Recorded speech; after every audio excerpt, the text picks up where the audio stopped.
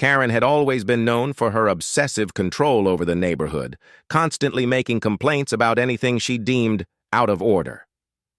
One morning, while driving through the neighborhood, she noticed a large section of the ranch's fence had been removed.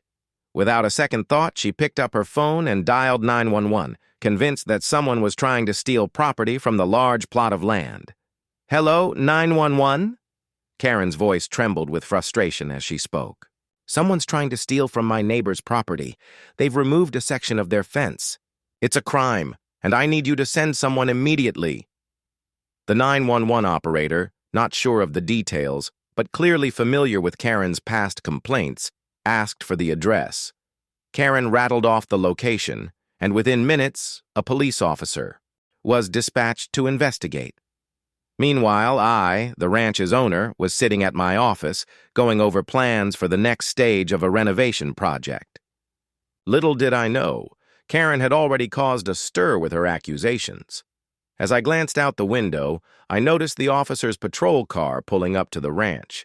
Curious but unfazed, I walked out to greet the officer, who was already speaking, to Karen.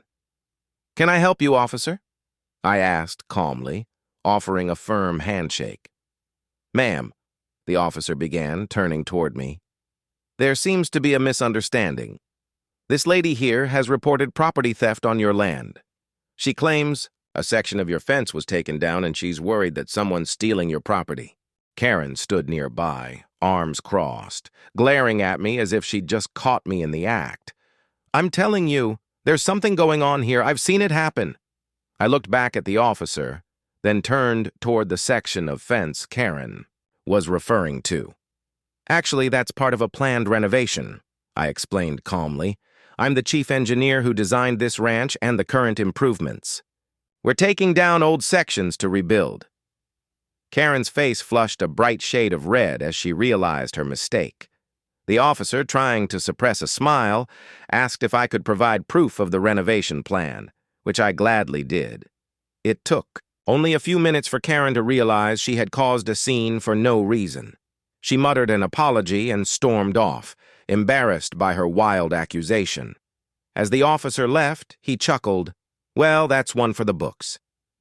And as for Karen, she quickly learned not to jump to conclusions about people she didn't know, especially when it came to property she didn't understand.